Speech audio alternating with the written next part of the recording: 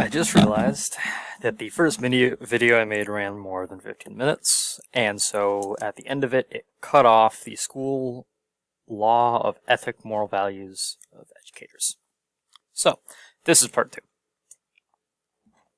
2. So, each teacher needs to, I need to talk to.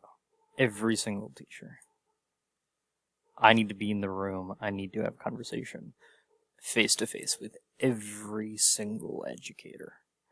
Because I want to make sure that they have the same intentions, the same thought process as I do.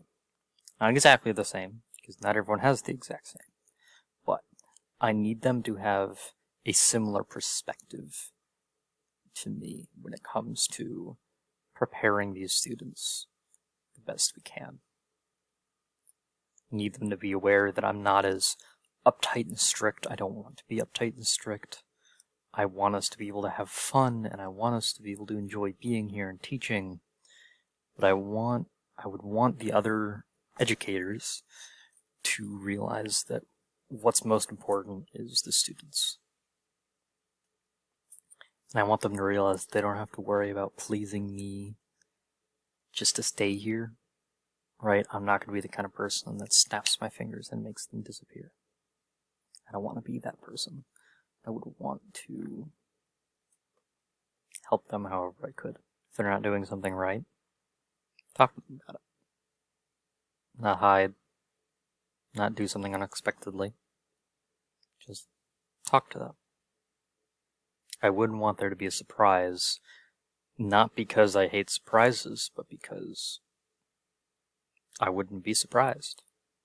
I would be talking with all the educators. When it comes to training each teacher will receive, they would need to walk around with me before they started. So if the school was already up and running, right, and we need a new teacher, and after they're accepted, they need to walk around with me. Like, just walk around with me through my daily things. And every day I'd be walking through classes and walking through different teachers and talking to different teachers and talking to as many students as I possibly could, getting all of their input. And they would follow me around for like a week. For a week, I'd be going to different classes, talking with different students, talking to different ages.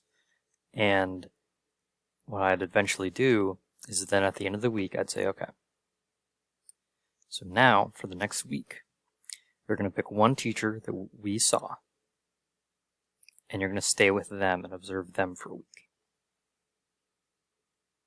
So they not only see generally that different people teach different ways and it's okay to be different and how things are formatted, then they see someone they like or didn't like or was different, and they observe just them for a week. See how one classroom functions consistently. After that, I would sit down with them and I'd say, okay, what have you noticed? What are you thinking?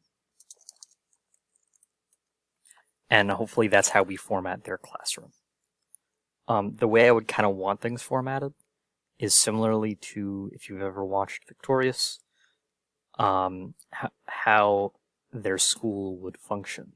That everything is very different, and it's not graded the same way at all.